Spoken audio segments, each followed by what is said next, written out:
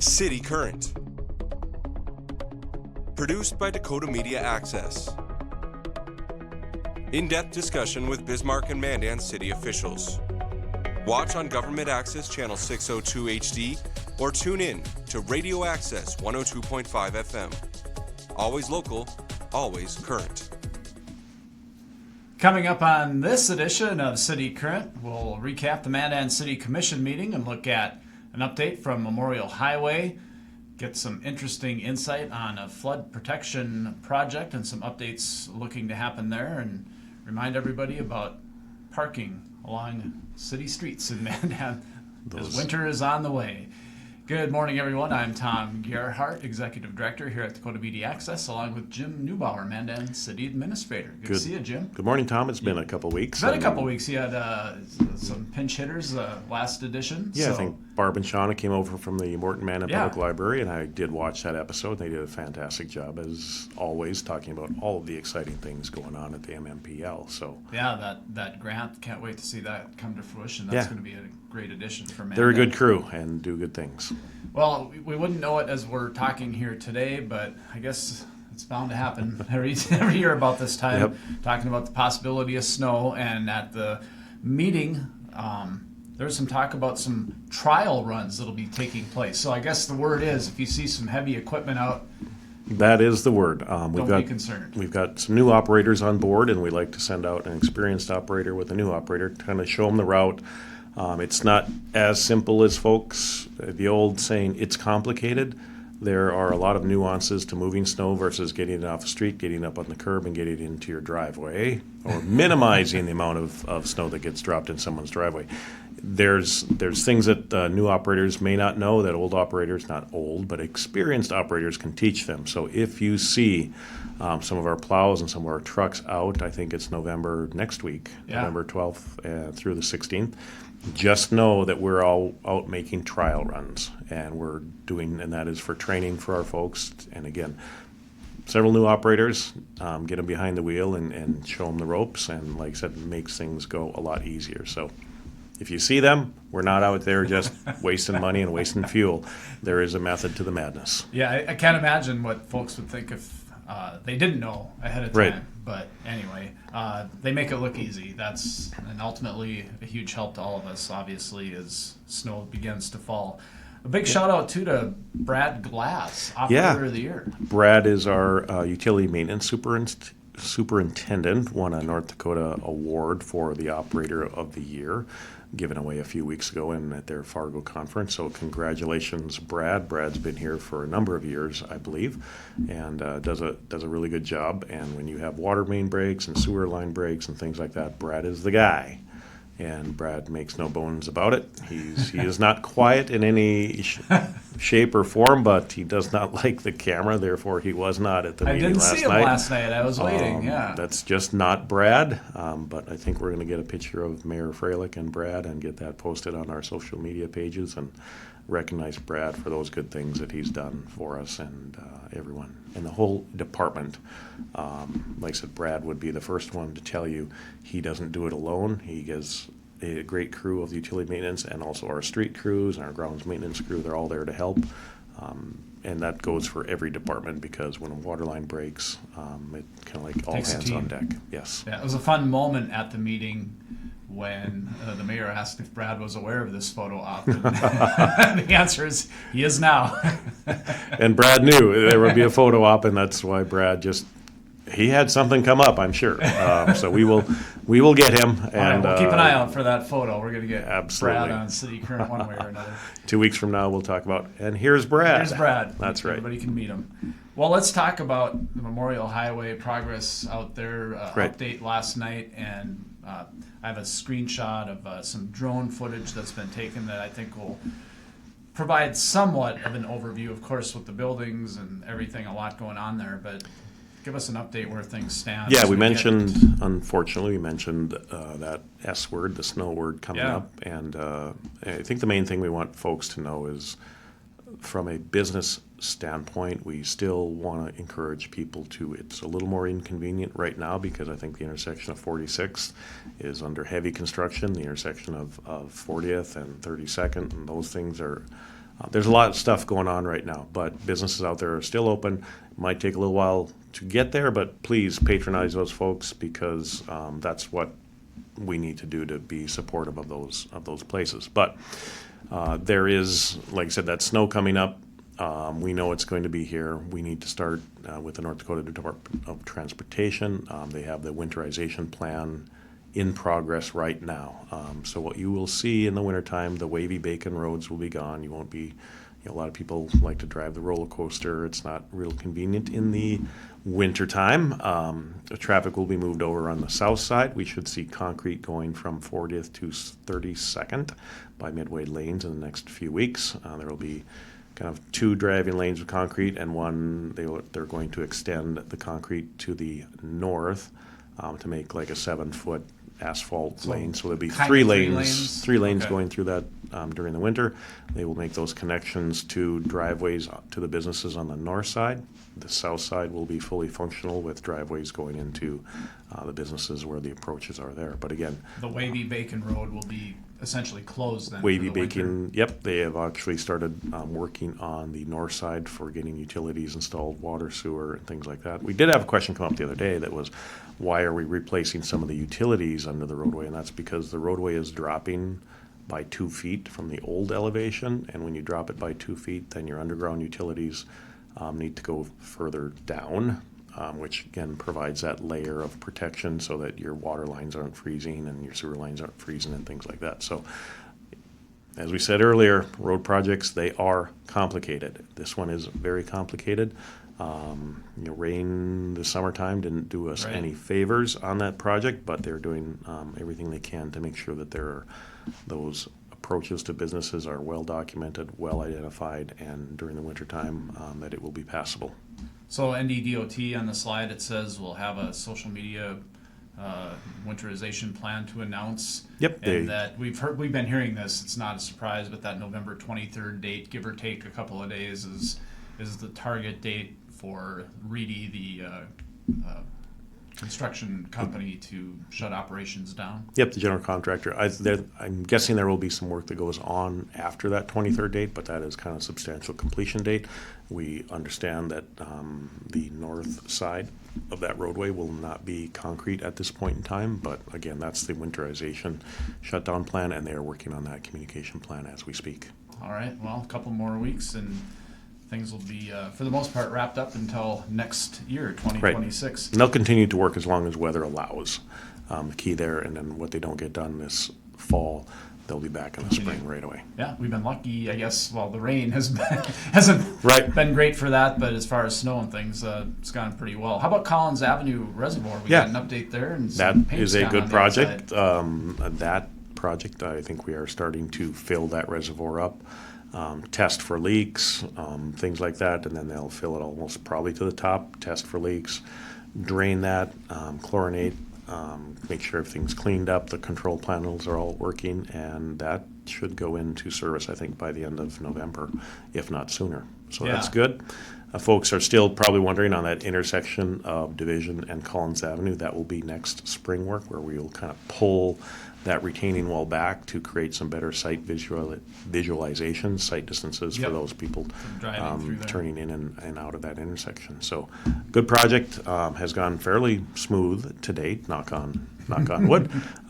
Next spring, during this winter time, we'll be working on, I think a question came up last night about will there be some artwork on that reservoir. We are working through that right now. We would love to have some artwork on there, so Yeah, stay somebody tuned. mentioned Fargo had done something similar. Yep, stay tuned. recently. A lot of Yeah. water reservoirs you will see, whether the above-ground tanks or the surface-level tanks like this is, have artwork, public artwork on there, and we hope to have something on that. And this since we reservoir. last spoke, you had the ribbon cutting at the Mandan Art Alley. Yeah, Mandan project, Art which Alley, is that went super over. successful. Yeah, really fun to go through there and see all kinds of different artists. I think 15 or 17 different artists putting their talent up on the walls and things like that. So if you haven't been there yet, take a walk through that alley. We encourage you to walk. Alleyways are sometimes, walk through that alley. Little narrow. Spend some time, look around. It's a really cool project that we had the ribbon cutting 2 weeks ago now.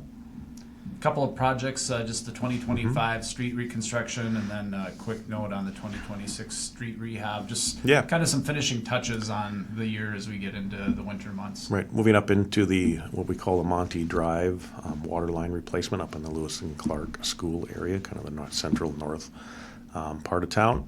They are right now doing a lot of cleaning up, putting a base lift of asphalt down on the trenches that were dug, and we'll get that done. They'll come back in the spring and kind of finish that work up, but all the water line work has been completed right now.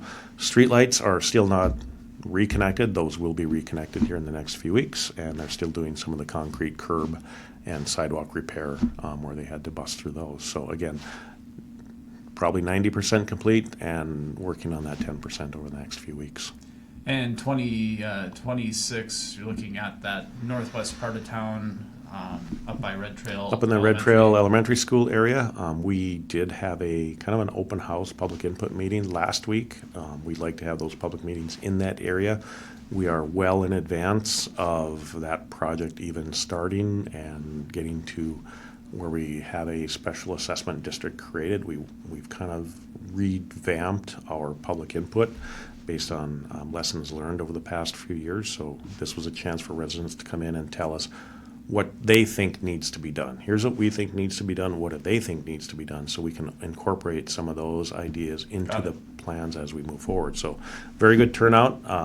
We don't have a cost projection that's nailed down to what those assessments will be yet, because we need to wait until we gather some of that feedback and that input from the residents. So I think that was a very good step that was taken, kind of like a preemptive move to say, we're going to be coming in your area next year.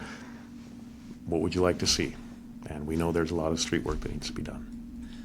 Well, we've been winter, the theme continues. Just wanted to update people. We talked about this a while back, but Chief Ziegler talked about it again last night. Just be aware of if you have anything parked on a Mandan City street, that it could ultimately be towed. Yep, that is the warning, because even when we are out practicing for snowplow and doing some training and things like that, it's a matter of keep your campers, your trailers, and things like that off the streets as much as you can right now, so that our operators can move through those neighborhoods in the most efficient manner.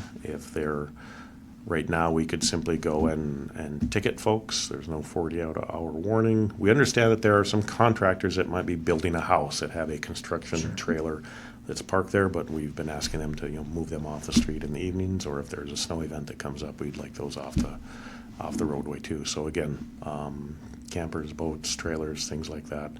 If you're clean them up, get them off the streets, and go from there.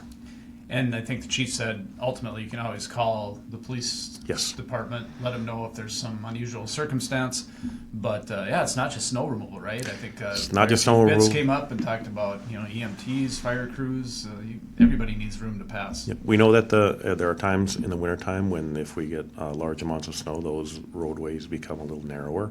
And again, the passage of whether it's a fire truck or a snowplow, or right now we'll probably be out doing some street sweeping and things like that.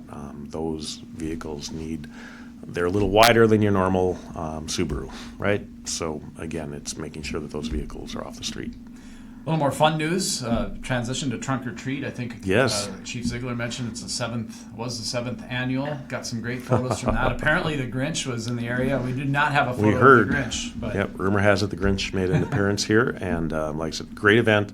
Really good turnout. Weather quasi-cooperated with us a little bit, but a great event for kids to come down in a safe environment. And our public works team is down there. A lot of our city hall folks were down there. Police department helping hand out candy and goodies and treats, and like I said, get in the spirit. And like I said, it's 7th annual.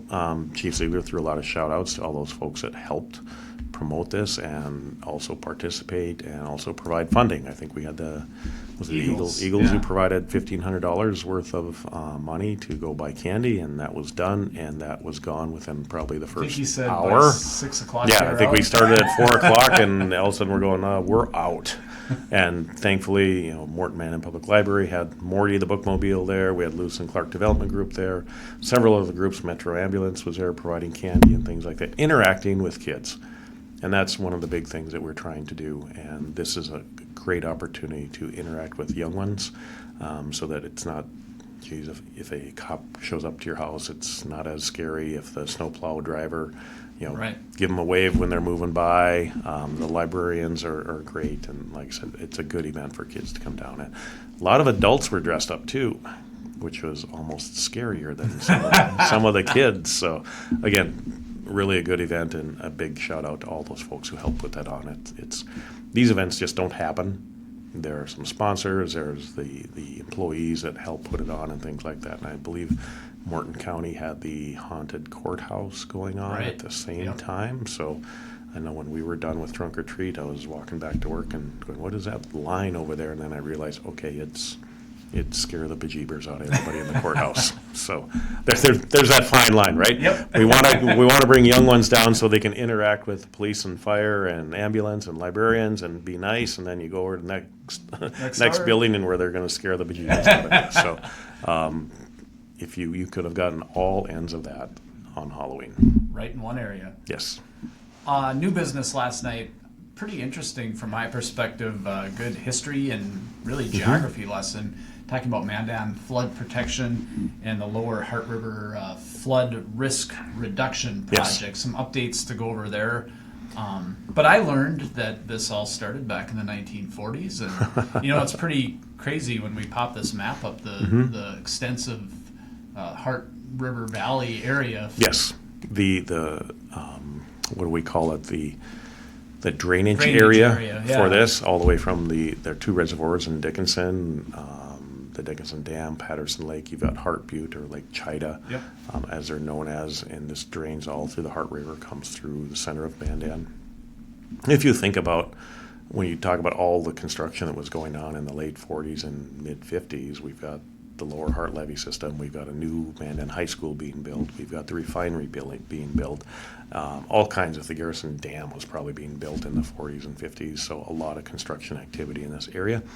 This flood control project is one that has been, I'll just say, being worked on for the better part of a decade, and longer than that, as in my world, the buildup of sand and sediment in the Missouri River increases the chances for ice jams and things, and we've seen those over the last decade or so.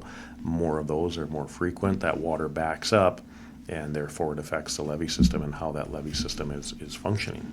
So we know we need to make some repairs, and those will be done. I think the project timeline would be to bid those out in the spring of 2026. Start some construction more than likely the fall of 2027. Majority of that work done in 2028. So again, big project, and obviously probably won't have that much of an effect on the traveling public, we hope. There will be some adjustments on the Mandan Municipal Golf Course on hole 4 that runs north and south. So like I said, they're making some arrangements there that the hole maybe have to be taken out of service for a summer, but they've already made plans. I think they've got a temporary, or they've got another green built, another hole okay. already Yep. going up right now. So again, big project. Last night, the costs of the project have changed, so we needed to adopt some of those resolutions to kind of restart that assessment district, and that assessment district will include the entire city of Mandan, because if there's a big swath of property that would go unprotected through the central part of Mandan, even City Hall, down through the Memorial Highway, the Strip area in Lakewood. I think does this kind of show that two-tiered Yes. area that you're referencing there? Yep. Yeah, big swath. In that inundated area, if you're watching us, that is shown in yellow on the screen. Those properties in there would be required to buy flood insurance, and which means that's every single year they're having to buy flood insurance. If you are buying or selling property, as I understand it, and you're taking a mortgage out on that property, there's going to be a requirement for flood insurance. If you're just privately buying and paying cash, that need may not be there. But again, if those properties, if we get into a situation where they have to buy flood insurance, the valuation of those properties will probably go down. which will affect everyone in the city as far as what the value of the property is and what your property taxes are and things like that. So, And this is a lot of numbers, but right. I guess it just kind of gives folks an idea of. Yeah, cost, if we're looking at the project as is proposed right now, we've got a $13.5 million FEMA grant. We've got other North Dakota State Department of Water Resources grant to help pay for this through our legislative activity and things like that.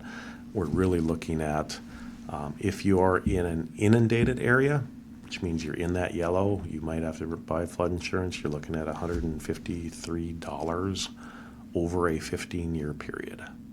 If you're in a non-inundated area, it would be $36 over a 15-year period. So again, the costs are fairly minimal because we know that if you're having to buy flood insurance, you're going to be paying well in excess of that every single year.